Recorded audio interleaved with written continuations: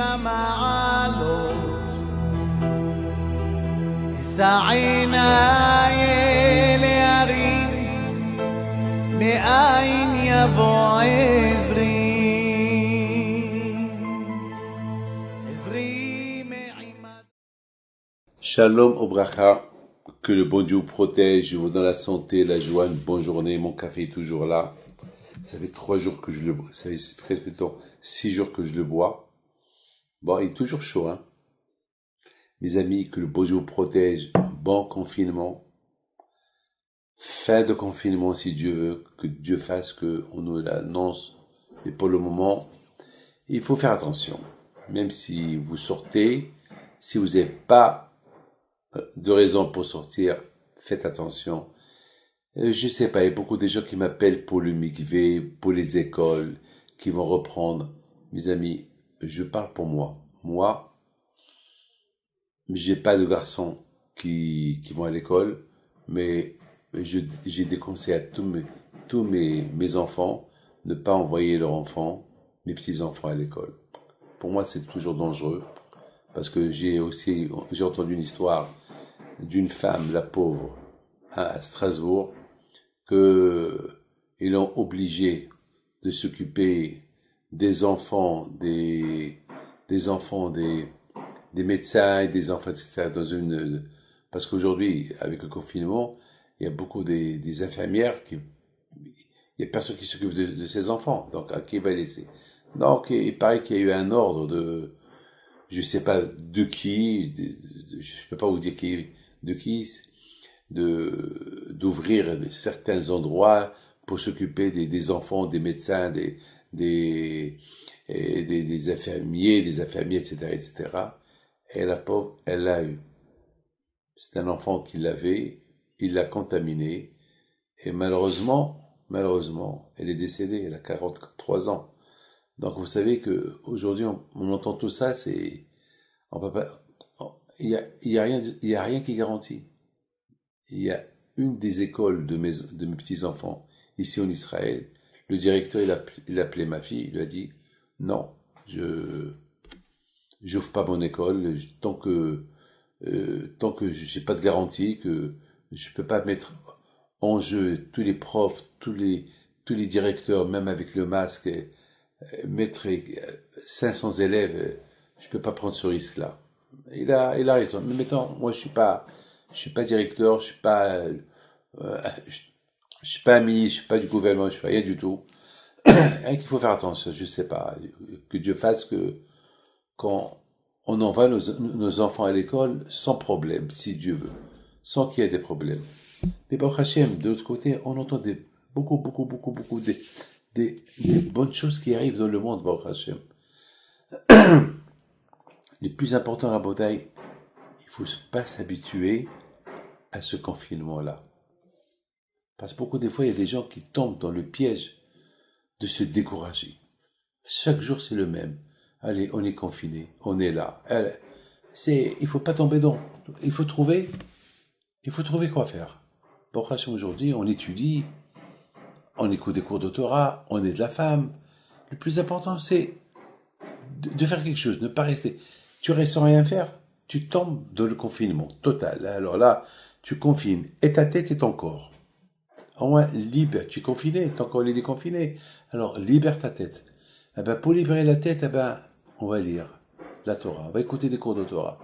On va discuter un peu avec la femme, chose qu'on n'a pas fait depuis longtemps. On va voir, comme quelqu'un m'a dit hier, il s'appelle Avidaon de New York. Il m'a dit, Rabbi David, je suis content de ce confinement, même que je perds de l'argent, même que je travaille pas, et je suis à la maison, mais au moins, j'ai commencé à apprendre à connaître mes enfants. Voilà le reste qu'il m'a dit. J'ai appris, on se réunit tout le temps, on est toujours ensemble. Alors, je vois qu'est-ce qui se passe, je vois qu'est-ce qu'il a besoin Lior, qu'est-ce qu'il a besoin Jacob, qu'est-ce qu'il a besoin ma femme. Bon, voilà, j'étais content. Je lui dis, Avi, c'est mon élève, je lui dis, Avi, justement, exactement, tu as pris mes paroles. Ça, moi aussi, c'est ce que j'ai découvert. J'ai découvert mes enfants, j'ai découvert ce qu'ils font. Et j'écoute un peu mes enfants qui font des cours de Torah. par, par Zoom, etc. J'ai vu hier soir Rabbi Raphaël, comment il a parlé. J'ai vu Rabbi Moshe, comment il a parlé. Je vois Rabbi Yoel, comment il a parlé. Et au Maroc, mon Baal Abayt Mardoché Knafo, il m'appelle du Maroc, il me dit Rabbi David, que le bon Dieu protège ton fils, Rabbi Yoel, je l'écoutais parler, Aïma, comment il parle. Ça m'a fait plaisir. J'écoute Rabbi Michael, comment il parle. Donc, je découvre leur Torah. Chose que j'avais pas le temps avant d'écouter. Là, j'écoute, je vois, j'entends. Mes amis, ne pas se décourager. Il faut avoir un but. Vous savez qu'il y a ce qu'on appelle l'habitude. Il ne faut pas qu'on s'habitue à ce confinement, parce que ça y est, on va se relâcher, on va se relâcher. Non. Le contraire, il faut qu'on sorte très fort de ce confinement-là, de cette épidémie virus 19. Il faut qu'on sorte très fort de cette épidémie. Fort dans le Shlom Bayit, fort dans l'Emunah, fort dans la Torah, fort dans les mitzvot, fort de s'occuper plus de la maison, fort en aidant la femme. Il faut sortir fort de ce confinement-là. Il faut sortir fort. Il ne faut pas qu'on tombe dans le piège de l'habitude. Ça y est, ça y est, allez, non. Le contraire, ce confinement-là, il doit être pour nous, ma vie va commencer. Voilà, maintenant, ma vie, elle commence. Voilà. Mes amis, je voudrais simplement terminer avec une phrase. Lorsque les Juifs ils sont arrivés pour traverser la mer, elle n'a pas voulu se couper. Parce qu'Hachem, il a fait un tnaï. Hachem, il a fait un tnaï, ça veut dire il a fait une condition que le monde, il doit continuer comme qu'il a créé. Il peut pas un jour comme c'est un jour la mer, elle va déborder. Non, la mer, lorsqu'elle voit le sable, elle stoppe.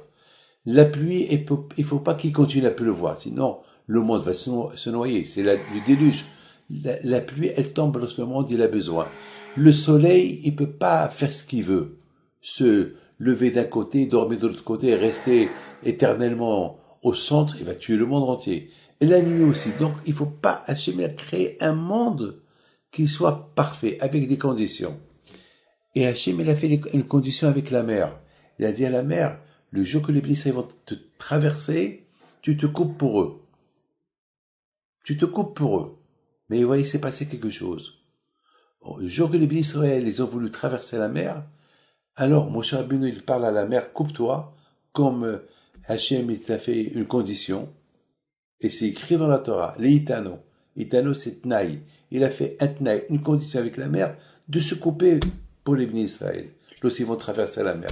Et la mer, elle écoute pas. Non, elle écoute pas. Je te vous pose des questions. Mais quand même, il faut qu'elle écoute. Hachem, pendant tous les 10 coups que Hachem il a donné en Égypte, c'était hors nature, hors naturel, et tout a changé.